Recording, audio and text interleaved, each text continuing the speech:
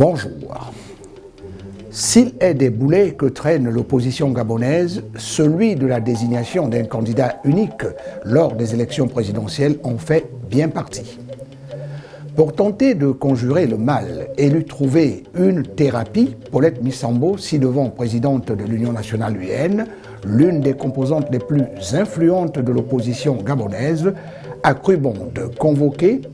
ses frères d'armes, entendez, les opposants et la société civile, à une réflexion sur un pacte de confiance et comment bâtir un projet commun à l'orée des échéances tant attendues de 2023. Seulement voilà, si le projet se présente à eux comme faisable, osons croire que les mauvaises habitudes n'ont plus la vie dure,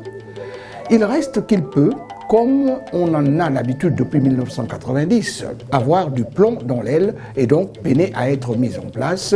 en partie à cause des égos parfois surdimensionnés qui se sont déjà hélas fait jour au sein même de la chapelle politique de Madame Missambo.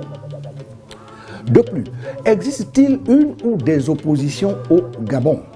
La question, pour saugrenue qu'elle paraît, mérite cependant d'être retournée dans tous les sens, à la lumière des faits historiques restés dans les mémoires au point d'être indélébiles, faits qui nous poussent nous remémorer ces braves messieurs qui, même lorsqu'ils disaient être tombés d'accord sur une sorte de communauté de destin, ont toujours fini,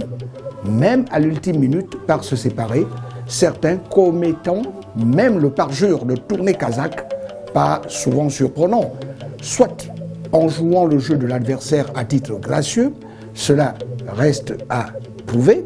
soit en cédant à la corruption, thèse de plus en plus vérifiable à regarder de très près, cela se soldant souvent par ce qu'on qualifie de partage du gâteau, manifeste dans la distribution du pactole et des postes.